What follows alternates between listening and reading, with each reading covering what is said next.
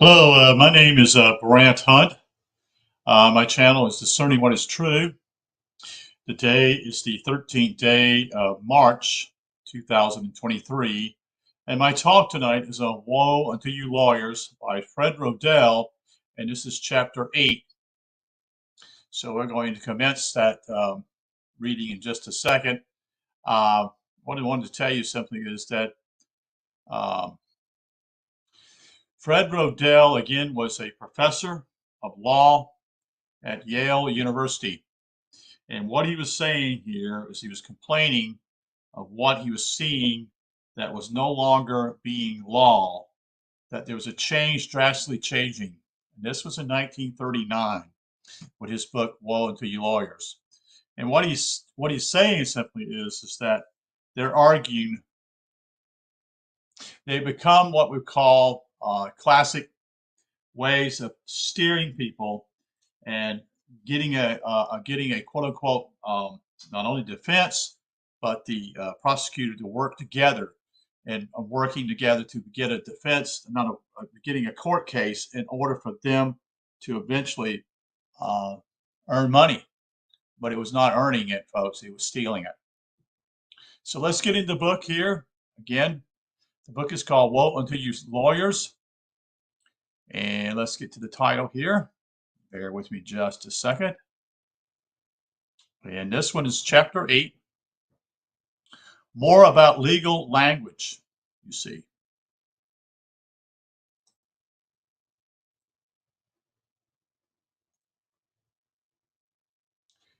And this is a quote from Sir Thomas More, M-O-R-E. They have no lawyers among them, but they consider them as a sort of people whose profession it is to disguise matters. The Chief Justice of the Supreme Court of the United States several years ago was elucidating in the course of the court opinion a little point of law, coming to consider the validity of the tax from this point of view. He wrote, while not questioning at all that in common understanding it was direct merely on income and only indirect on property. It was held that considering the substance of things, it was direct on property in a constitutional sense, since to burden a income by a tax was, from the point of substance, to burden the property from which the income was derived, and thus accomplish the very thing which the provision as to apportionment of direct taxes was adopted to prevent. Moreover, in addition, the conclusion reached to the Pollock case did not in any degree involve holding that income tax generally, and necessarily came within the class of direct tax on property, but on the contrary, recognized the fact that taxation on income was in its nature a excise entitled to be enforced as such useless, useless unless until it was concluded that to enforce it would amount to accomplishing the result which the requirement of as to apportionment of direct taxation was adopted to prevent, in which case the duty would arise to disregard form and consider substance alone, and hence subject the tax to the regulation as to the apportionment, which otherwise as an excise would not apply to it. From this in substance, it indisputably arises that the contention that the amendment treats the tax on income as a direct tax, although it is relieved from apportionment and is necessarily, therefore, not subject to the rule of uniformity, as such rules only apply to taxes which are not direct, thus destroying the two great classifications which have been recognized and enforced from the beginning. It wholly without foundation, since the command of the amendment that all income taxes shall not be subject to apportionment by a consideration of the sources from which the tax income may be derived, forbids the application to such taxes of the rule applied to the Pollock case, by which alone such taxes were removed from the great class of exercise, duties, and imposts subject to the rule of uniformity, and were placed under the other or direct class. This could go on for hours. As a matter of fact, it did. And incidentally, the legal point which the learned justice was making so crystal clear and not the slightest bearing on the decision in the case. But it would be far too easy to pile up example after example of the nonsense that is legal language. The quoted tidbit is, of course, exaggerated incidents, but it is exaggerated only in degree and not in kind. Almost all legal sentences, whether they appear in judges' opinions, written statutes, or ordinary bills of sale, have a way of reading as though they have been translated from German by someone with a rather meager knowledge of English. Invariably, they are long. Invariably, they are awkward. Invariably and inevitably, they make plentiful use of the abstract, fuzzy, clumsy words which are so essential to the solemn hocus pocus of the law. Now it is generally considered or concealed that the purpose of language, whether written, spoken, or gestured, is to convey ideas from one person to another. The best kind of language, the best use of language, is that which conveys ideas most clearly and most completely. Gertrude Stein and James Joyce notwithstanding. But the language of the law seems almost deliberately designed to confuse and muddy the issue it purports to convey. That quality of legal language can itself be useful on only one supposition. It can be useful only if the ideas themselves are so confused and muddy and empty that an attempt to express those ideas in clear, precise language would betray their true nature. In that case, muddiness of expression can serve very nicely conceal muddiness of thought. And so segment of the English language as used today is so muddy, so confusing, so hard to pin down to its supposed meaning as the language of the law. It ranges only from the ambiguously to the completely incomprehensible. To the non-lawyer, legal language is, as mentioned before, to all intents and purposes, a foreign tongue. It uses words and phrases which are totally unfamiliar to him, or it uses words and phrases which he can find in his vocabulary, but uses them in such a way that he is immediately aware that they must mean in the law something quite different from what they mean to him. Or on the rare occasion when a whole legal sentence seems to be made up of familiar words taken in their accustomed meaning, the sentence itself is likely to be so construed that it doesn't make common sense. Oh, well, the non-lawyer will say with a shrug, I suppose it means something to a lawyer. You see, they create this language, folks. They muddy it and make it incomprehensible for you to understand what's going on in the courtroom. That is why people rarely bother to read insurance policies or mortgages or acts of Congress. They know perfectly well that they will never be able to grasp most of the ideas that are largely being conveyed, even if a lengthy phrase document of one kind or another is of utmost personal importance to get clear, importance to the man who signs it or hears of it. He will seldomly make the painful effort of trying to get clear in his head what the funny language is which is written is supposed to mean. He would just trust the lawyer, his lawyer that is, or somebody else's lawyer, that it does mean something, that it means something definite, and that there is a good reason for saying it is a way that prevents him from understanding it. Sometimes, moreover, he will later have cause to regret that blind trust. Yet why, if you think it's over for a minute, should people not be privileged to understand completely and precisely any written language that directly concerns them, any business documents they have to sign, any code of rules and restrictions which apply to them and under which they perpetually live?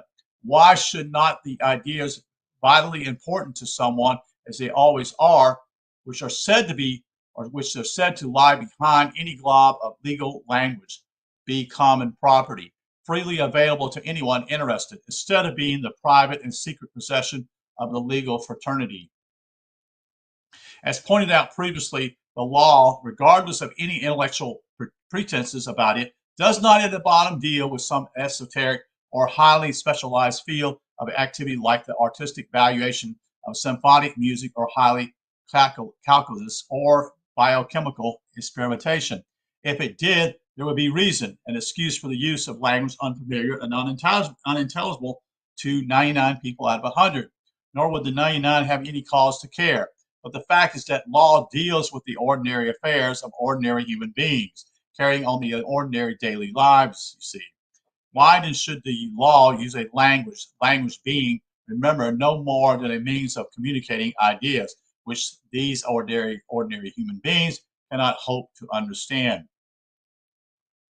Certainly, a man who enters a business deal of any kind, whether he is buying a radio on the installment plan or setting up a trust fund to take care of his family, would seem entitled to know to his own complete intellectual satisfaction just what he is getting out of it and just what he may be getting in for. The legal document he signs won't tell him. Certainly, a man whose democratically elected government enacts a law which will regulate him or tax him or do him a favor would seem entitled to know, if he wants to know, exactly how the new statute is going to affect him. The lawyer, that is, his lawyer, may advise him and may be right or wrong, but reading the statutes won't tell him. Certainly, a man who loses a lawsuit would seem entitled to know why he lost it. The court opinion won't tell him why. Why shouldn't legal language carry its message of meaning as clearly and fully as does a cookbook or an almanac or a column of classified advertisements to anyone who wants to know what ideas the words are intended to convey? The answer is, of course, that the chief function which legal language performs is not to convey ideas clearly, but rather to so conceal the confusion and the vagueness and the emptiness of legal thinking that the difficulties which beset any non-lawyer who tries to make sense out of the law seems to stem from the language itself instead of from the ideas or lack of ideas behind it. It is the big unfamiliar, you see, words and the long looping sentences that turn the trick, spoken or written with a straight face as they always are. They give an appearance of deep and serious thought, regardless of the fact that they may be, in essence, utterly meaningless. Moreover, as it been mentioned previously, the lawyers themselves, almost without exception, are just as thoroughly taken in by the pomposity of legal language as are the laymen. They actually believe and will stoutly maintain that these great, big, wonderful ideas to the initiate. If you can't talk Greek, they say, in effect, to the non-lawyer, then you really can't expect to understand us when we talk Greek. But don't for a second suppose that we don't understand each other perfectly and precisely. The catch is, of course, that the lawyers are not talking Greek or Russian or Sanskrit. Either they are talking in a fashion English. Moreover, they are talking about matters, business matters, government matters, personal matters, which any non-lawyer is quite capable of comprehending. Furthermore, if they were talking Greek, they could presumably translate it accurately and intelligibly into a familiar tongue without spoiling or losing any of the sense. But they can't or won't translate the jargon of the law into plain workaday English. The communication of ideas, that is legal ideas, cannot be trusted to any conveyance but the lawyer's private potatius, which is unfortunately all too true. What he's saying simply is they talk this gobbledygook, and what they're doing simply is they keep you basically in a spell, and they're not willing to even share anything of deepness to you about anything, because it's a trade. You see, there's a trade they have, and they're not going to share that trade with you and how they are either manipulating you or stealing from you, whatever, you see. For the law, as you may have heard before, is entirely made of abstract general principles. None of these principles had any real or necessary relation to the solid substance of human affairs. All of them are so ambiguous, and many of them are so contradictory, that it is literally impossible to find a definite and sure solution, brackets, regardless of whether it might be a good solution or a bad solution, to the smallest practical problem anywhere in the mass of principles that compose the law. And the sole reason why that fact is not generally appreciated by either lawyer or non-lawyer is that the principles are phrased in a language that's not only baffling, incomprehensible in its own right, but which is composed of words that have no real or necessary relation to the solid substance of human affairs either. Thus, the word abracadabra of the law swings around a sort of a circle of paradox. Legal language In statutes, documents, court opinions makes use of strange, unfamiliar words because these words tie up to the abstract principles of which the law is composed. Except in reference to those principles, the words as used means even less than nothing. But the principles themselves are utterly unintelligible, except in terms of legal words in which they are phrased. Neither words nor principles have any direct relation to the tangible earthly things. You see, like Alfonso and Gaston, they can do no more than keep bowing back and forth to each other. No wonder then that the lawyers can never translate their lingo into plain English so that it makes any sense at all. As what any legal word means, they would have to define it in the light of the principle or principles of law to which it refers. As what the principle means, they could scarcely explain it except in the terms of the legal words in which it is expressed. See, they've learned gobbledygook here, folks, and that's how they fooled you. They speak another language. They don't speak a common man's language. They're not interested in showing you how they address this because they don't want you to know this, because they've got power over you and they want to keep you blind and want you to follow them. And so they can make money off of you and some to destroy you.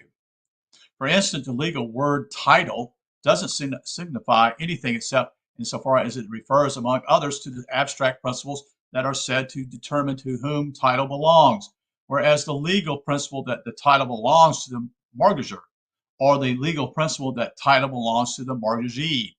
For either may be true, doesn't signify anything either unless you know what title means. Of course they have, and let me say this, this is why, for example, folks, there are law dictionaries. There are law dictionaries out there. There are many of them. There are many names. Black's, Bouvier, two of them. Valentine is another one. Would be. All three of those are starts with a B as in boy. And there are other ones. And these are just the three ones I know off the top of my head. And they have their own meaning with the word they have one word in. And it goes in a long syntax. It doesn't, it still doesn't tell you. It tells you something, but it doesn't get you to the point still. Of course, there is one way and only one way to explain something of what a legal principle is supposed to mean in plain language or plain English. That is to describe the specific lawsuits in which courts have made specific decisions and have said they were making them on the basis of that principle. But the necessity of such a procedure immediately gives way the fact that the principles are intrinsically meaningless. For how on the earth can a principle be the reason for a decision if it can only be defined by listing the decision it was the reason for? You see, no matter which way you slice it, the result remains the same. Legal language, wherever it happens to be used, is a hodgepodge of outlandish words and phrases because those words and phrases are what the principles of the law are made of. The principles of the law are made of these outlandish words and phrases because they are not really reasons for decisions, but obscure and thoroughly unconvincing rationalization of decisions. And if they were written in ordinary English, everybody could see how silly, irrelevant, and inclusive they are. If everybody could see how silly legal principles are, the law would lose its dignity and then its power, and so would the lawyers. So legal language, by obstructing instead of assisting the communication of ideas, is very useful to the lawyer. It enables them to keep on saying nothing with an air of great importance and getting away with it. Yet the lawyers, taken as a whole, cannot by any means be accused of deliberately hoodwinking the public with their devious dialectic and their previous principles and their Langlois language. They too are blissfully unaware that the sounds they make are essentially empty of meaning. And this is not so strange, for self-deception, especially if it is self-serving, is one of the easiest of arts. I'll say that one more time. For self-deception, especially if it's self-serving, is one of the easiest of arts. Consider the fact that the lawyers, and that includes the judges, have been rigorously trained for years in the hocus pocus of legal language and legal principles. They have been taught the difficult techniques of tossing those abstract words around. they've had drilled in their heads by constant catechism, the omniscient and omnipotence of the law. They have seen and read that important people like Supreme Court Justice and Wall Street law partners treat the law as seriously and differently as they treat the scriptures. They discover too that all non-lawyers seem terribly impressed by this language, which sounds so unfamiliar and so important. So why ask questions? Why doubt that world is flat when everyone else takes it as a matter of course? And especially, why doubt it if it is to your own personal advantage to accept and believe it? Why not instead try to become a Supreme Court justice or a Wall Street law partner yourself? Every once in a while, however, a lawyer comes along who has a stubborn skepticism necessary to see through the whole solemn slay of a Mayan that is the law, and who has the temperament to say so. The greatest of these was the late Justice Holmes, especially where constitutional law was concerned. Time and time again, he would demolish a 50-page court opinion, written in synonymous legal sentences that piled abstract principle upon abstract principle with a few words of dissent, spoken in plain English. The law as you lay it down, he would say it in effect, sounds impressive and impeccable. But of course, it really has nothing to do with the facts of the case. And the lawyers, though they have come to regard Holmes as a grand old man of their profession, and though they respected the legal writings he had done in his youth, were always bothered and bewildered when he dismissed a fine-punched scheme of legal logic with a snap of his fingers. Strange as it may seem, it is his similar unwillingness to swallow the sacredness of the law that has turned the lawyers in a body viciously against Justice Black today. They do not hate him because he is a new dealer, so is Justice Reed, whom they respect. They do not hate him because he was a Ku Kluxer. Justice McReynolds, notorious and continually racial intolerance, had brought no squats from the legal claim. The lawyers hate Black because he too, without the age or the legal repetition of Holmes to serve him as an armor, has dared to doubt in print that there is universal truth behind accepted legal principles or solid substance behind legal language. Why? I say of him that Blacks doesn't even know the law, which only means that he knows the law too well for what it really is. When the lawyers came about in a judge or a fellow lawyer, is that he plays the legal game with the rest of them, that he talk their talk and respect their rules and not go around sticking pins in their pretty principles. He can be a new dealer or a Ku Kluxer or a single taxer or an advocate of free love, just so long as he stays within the familiar framework of legal phraseology, expressing his ideas and prejudices wherever they happen to depend on the law. A lawyer who argues that sit-down strikes are perfectly legal bases his argument entirely on legal principles and phrasing it in legal language, in brackets that is, and it can, of course, be done in brackets, will be accorded for more respect by his brother than a lawyer who argues that men ought to be made to keep their business promises but neglects to drag in the law of contracts to prove it. The kind of lawyer who is never lost for legal language, who would never think of countering a legal principle with a practical argument, but only with another legal principle, who would never dream of questioning any of the process of the law. That kind of lawyer is the pride and joy of the profession. He is what almost every lawyer tries hardest to be. He is known as the lawyer's lawyer, except in a purely professional capacity, which capacity can be both useful and expensive. You will do well to keep away from lawyers' lawyers. They are walking, talking exhibits of the lawyer's belief in their own nonsense. They are the epitome of the intellectual inbreeding that infests the whole legal fraternity. And since lawyers are the idols of their fellows, it is small wonder that lawyers take their law and their legal talk in dead earnest.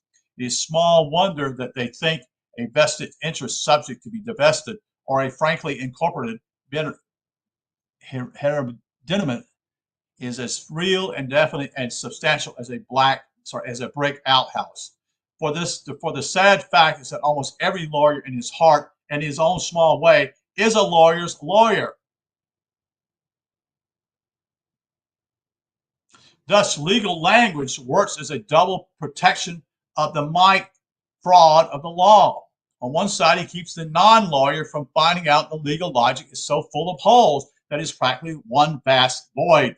On the other side, the glib use of legal language is so universally accepted by lawyers as the merit badge of their profession, the hallmark of the lawyer's lawyer, that they never stop to question the ideas that they are said to be lying behind the words, being kept busy enough and contented enough trying to manipulate the words into the imitation of their heroes. The truth is that legal language makes almost a little common sense to the lawyers as it does to the layman. But how can any lawyer afford to admit that fact even to himself when his position in the community, his prestige among his fellow craftsmen, and his own sense of self-respect all hang on the assumption that he does know what he's talking about?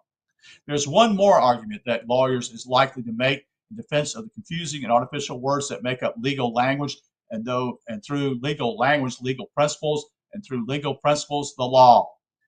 Watch out for it, of course, he will grant. The law is built of abstract ideas and concepts and principles, and abstract ideas have to be expressed in special words, and the special words, because they deal with abstract ideas, cannot be as precise a meaning as words that deal with solid things like rocks or restaurants or kitty cars. But what he was asked is wrong with that. Men are always thinking and talking in abstractions and using words like love or democracy or confusion or abstraction to convey their ideas. A contingent interest, that is, means as much to us lawyers as a friendly interest means to you.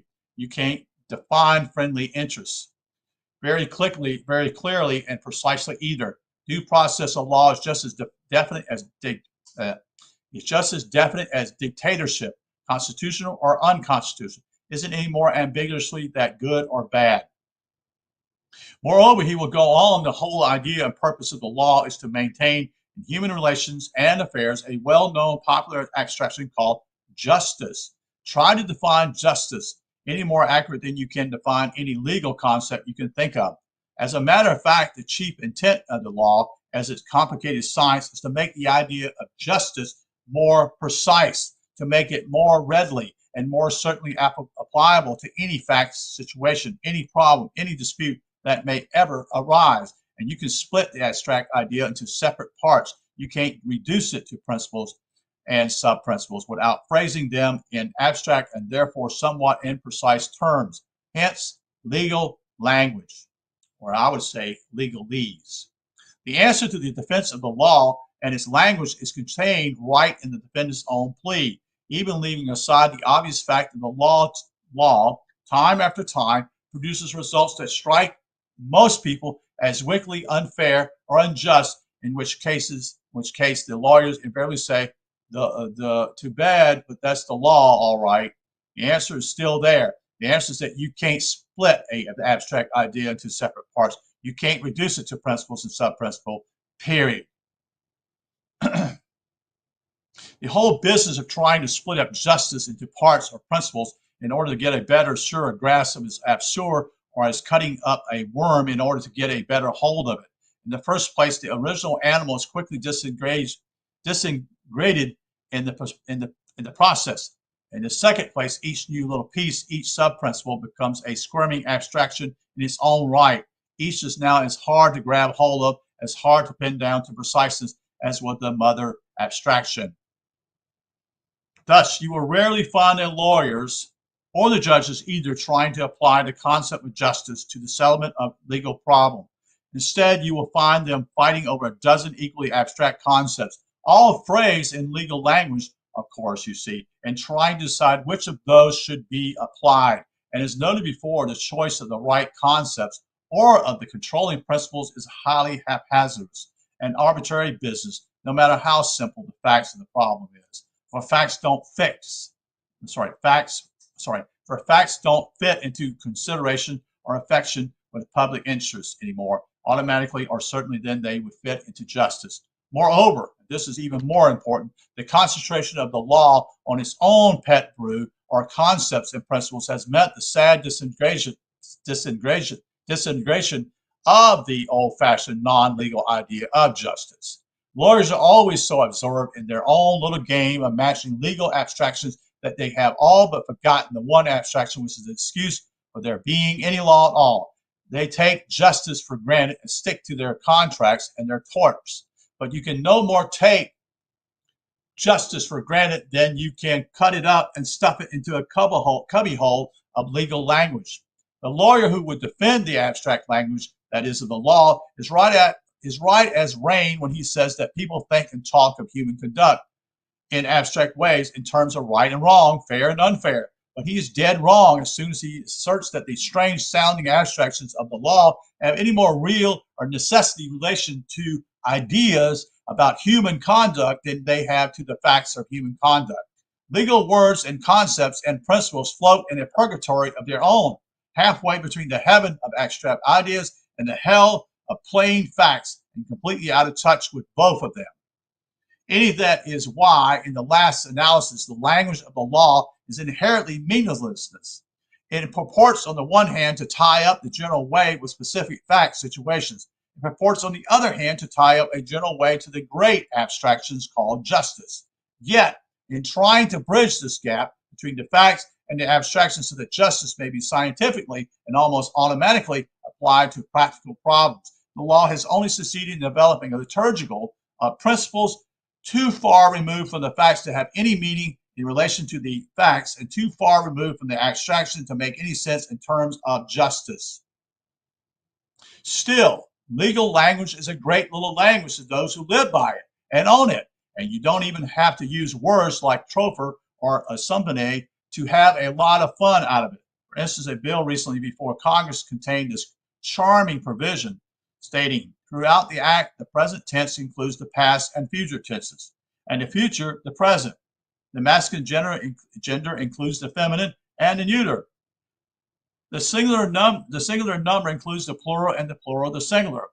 Only to a lawyer might, the men are beating him, mean, among other things, she's going to beat him. So that's the conclusion of chapter 8 tonight from Fred Rodell, book called Woe Unto You Lawyers. Okay, and I hope that you enjoyed what I'm sharing with you. This is important because, frankly, all lawyers are liars, folks. They are devils that are in what I would call angel clothing, but they're not about justice. You see, they've confused you so much that in reality, you don't know what the hell is going on. And that's sad. It really is. So thank you for being here. Again, my name is Brant Hunt. My channel, Discerning What Is True. I am actually on Facebook Live, YouTube, and also Odyssey. Check out my videos. I've done probably close to 300 now, if not more. But the videos that you're listening to me for the last recent 2 or 3 months are in the live section of YouTube. Okay? Thank you and have a good night. Take care.